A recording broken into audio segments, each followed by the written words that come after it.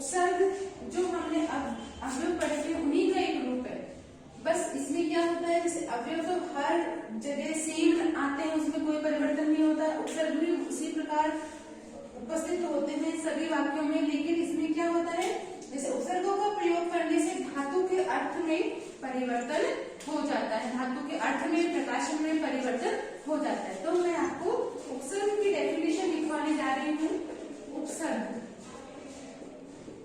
उपसर्ग क्या है? उपसर्गानाम क्रियायोगी, उपसर्गानाम क्रियायोगी, क्रिया के योग में जो चीज प्रयुक्त होती है उन्हें हम क्या कह देंगे? उपसर्ग, क्रिया योगी। ये हो गया। अब इसमें क्या है, डेफिनेशन में क्या पढ़ेंगे हम? वैसे हिंदी में उपसर्ग की परिभाषा क्या पढ़ते हैं कि शब्द के आगे जुड़कर उसके अर्थ में परिवर्तन करके उसके अर्थ को बदल देते हैं, उन्हें हम क्या कहेंगे? उपसर्ग। और प्रत्यय क्या होते हैं? शब्द के बाद में जुड़ के उसके अर्थ में परिवर्तन कर देते हैं। तो उपसर्ग हम यहाँ पढ़ रहे हैं तो वो शब्द के धातु से पहले जुड़ के उसमें क्या कर देंगे? उसके अर्थ में परिवर्तन कर देंगे। जैसे डेफिनेशन है इसकी, इसी का दूसरा नाम अवयव भी पढ़ सकते हैं, क्योंकि अवयव में भी कोई परिवर्तन नहीं होता, लेकिन अवयव दूसरी चीज है, उपसर्ग दूसरी चीज है। उपसर्ग क्या है? जो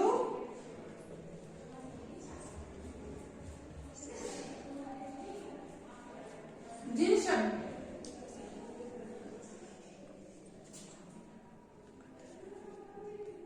जिनको धातु से पूर्व जोड़कर, धातु से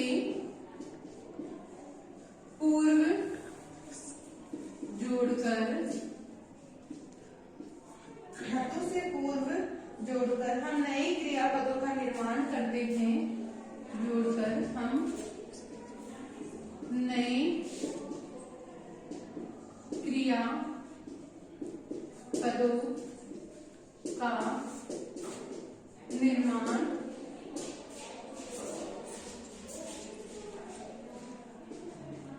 करते हैं, उन्हें उपसर्ग कहते हैं।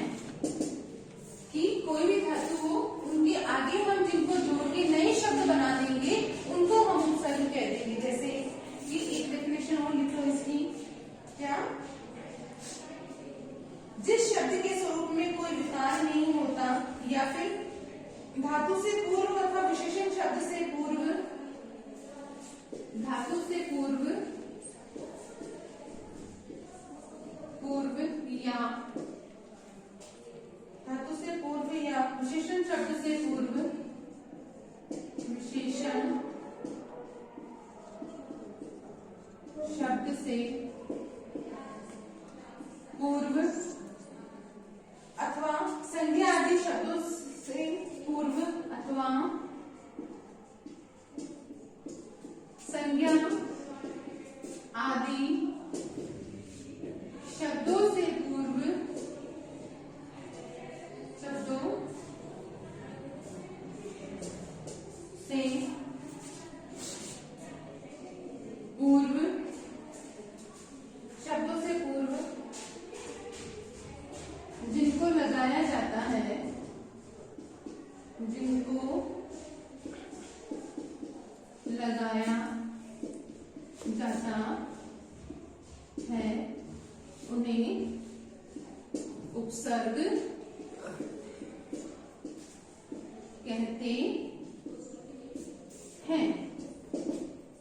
ठीक है बेटा, समझ में आया आपको कि धातु से पूर्व या विशेषण शब्द से पूर्व या संज्ञा आदि शब्दों से पहले हम जिनका प्रयोग कर लेते हैं उन्हें हम क्या कह देंगे? उपसर्ग कह देंगे। अब संस्कृत में उपसर्ग 22 होते हैं। नेक्स्ट टॉपिक है हमारा, इसी में लिख देती हूं मैं, संस्कृत में उपसर्गों की संख्या, उपसर्गों की संख्या 22। 22 को संस्कृत में क्या कहते हैं? द्वाविंशति। क्या कहते हैं? द्वाविंशति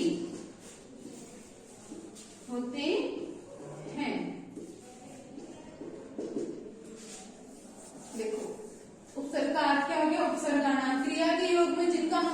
करते हैं, क्रिया के आगे हम जिनका प्रयोग करते हैं उन्हें हम उपसर्ग कह देंगे।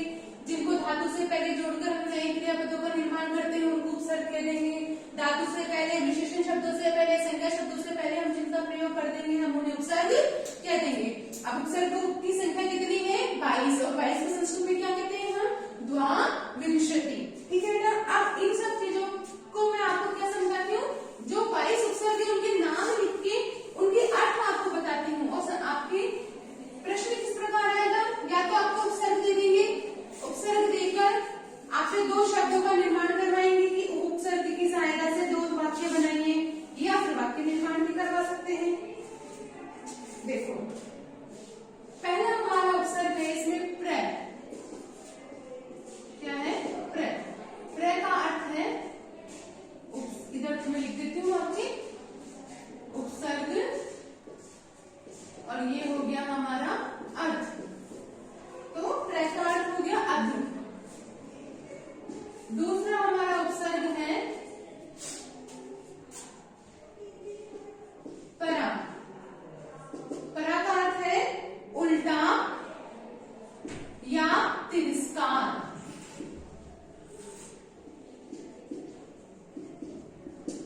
फिर है तीसरा हमारा उपसर्ग है इसी में अप।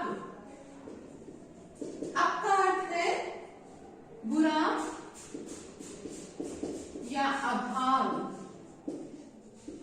चौथा हमारा उपसर्ग है इसी में सम। सम का अर्थ है उत्तम या संपूर्ण, उत्तम या संपूर्ण। पांचवा है अनु। अनु का अर्थ है पीछे और समान। छठा है अब। अब का अर्थ है हीन या नीचे, हीन या नीचे। आगे है निस। निस का अर्थ है रहित या विपरीत।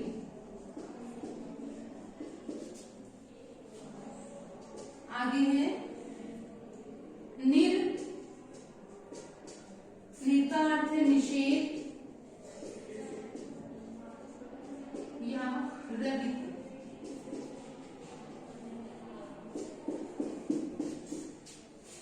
नवा है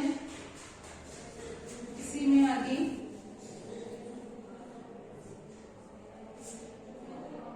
दुस। दुस का अर्थ हो जाएगा बुरा या कठिन। 10वां है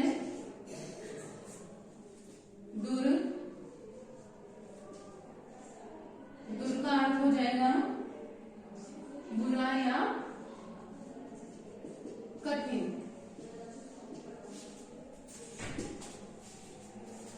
इसी में आगे लिखती हूं मैं नंबर 11 में वी। वी उपसर्ग है, इसका अर्थ है विशेष या अभाव। फिर है नेक्स्ट आंग। आंग उपसर्ग है, लेकिन इसमें हम पढ़ेंगे क्या? आ। जहां पे आगे आ शब्द होगा वहां पे आंग उपसर्ग हमें लगाना है। जैसे कि आ का हम पढ़ेंगे तक। क्या पढ़ेंगे? तक। फिर है नी। 13वां है हमारा नी। नी का अर्थ है रहित और विशेष। रहित और विशेष। नी के बाद है अधि।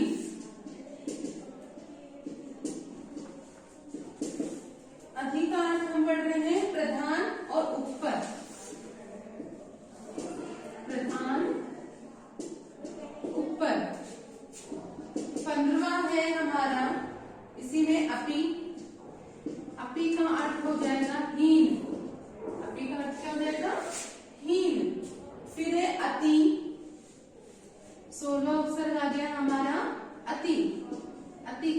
गया अधिक, या फिर क्या पढ़ेंगे हम, ऊपर। सत्रवा है हमारा, इसी में सु का हो जाएगा अधिक या श्रेष्ठ, अधिक या श्रेष्ठ। 18वां है हमारा उत, उत का अर्थ होगा ऊपर या श्रेष्ठ, उत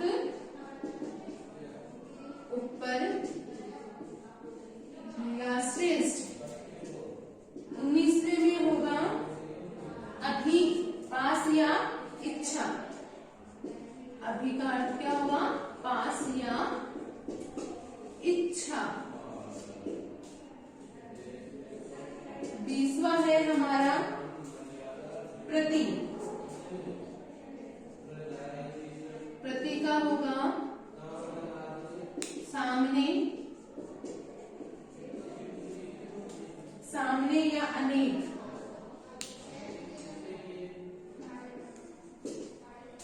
21वां है परि, इसका अर्थ है चारों ओर, चारों ओर या उप। 22वां अंतिम हमारा बचा है उप, उप का अर्थ है निकट, समीप। ये हमारे 22 उपसर्ग हो गए। प्र, प्रा, अप, सम, अनु, अव, निस, निर, दुस, दुर, वि, आम, नि, अधि, अपि, अति, सु, उत, अभि, प्रति, परि, उप। ये हमारे 22 उपसर्ग। अब इनके साथ आपको क्या बनाने हैं, दो दो शब्द। जैसे प्र उपसर्ग हार धातु मिला दी तो हमने क्या शब्द बना दिया, प्रहार। ऐसे ही प्रउपसर्ग कार शब्द क्या बना, प्रकार। ऐसे ही परा प्लस धीन शब्द, अधीन शब्द मिलाया हमने तो क्या बन गया, पूरा रूप पराधीन। ऐसे ही परा प्लस भव क्या बना, पराभव। इन उपसर्गों की सहायता से आपको इसी प्रकार शब्द निर्माण करने हैं। कोई सा भी उपसर्ग ले लो, जैसे अधिक, अधिक का बना देती हूँ मैं यहाँ पे, अधिक प्लस कार क्या बन गया, अधिकार। और जैसे नी, नी प्लस शेष, निशेष है, क्या बन गया, निशेष है। वी का ले लो, वी प्लस शेष है, क्या बन गया, विशेष। समझ गए बेटा, आपको क्या करना है, किसी भी धातु, किसी भी शब्द के आगे हमें पहले उपसर्ग लगाना है, बाद में जो क्रिया आ रही है उसका प्रयोग करते हैं, हमें उपसर्गों का प्रयोग करना है। जैसे उप ले लो आप, उप प्लस कर धातु ली मैंने, क्री धातु, क्री धातु का बना के हमने क्या बना दिया, उपकरोति, उपकरोति। और जैसे कौन सा ले, दुस, दुस उपसर्ग ले लो तो दुस्साहसर, दुस्साहसर। ठीक है, आपको समझ में आ गया होगा कि इनका प्रयोग कैसे करना है। उपसर्ग की हमने इस वीडियो में उपसर्ग की परिभाषाएं देखी, उपसर्ग संख्या में कितने होते हैं, और उपसर्गों का अर्थ लिखते हुए मैंने आपको उपसर्ग का नाम, जो उपसर्ग लिखा हुआ ये उपसर्ग के नाम है, दूसरी साइड जो हिंदी में इनका अर्थ लिखा हुआ ये इनका अर्थ है। तो आपको 22 के 22 उपसर्गों के नाम याद करने हैं, इनके अर्थ को ध्यान में रखते हुए इस प्रकार से जैसे मैंने ये शब्द बनाए उसी प्रकार से शब्द निर्माण का प्रयास करना है। Thank you class.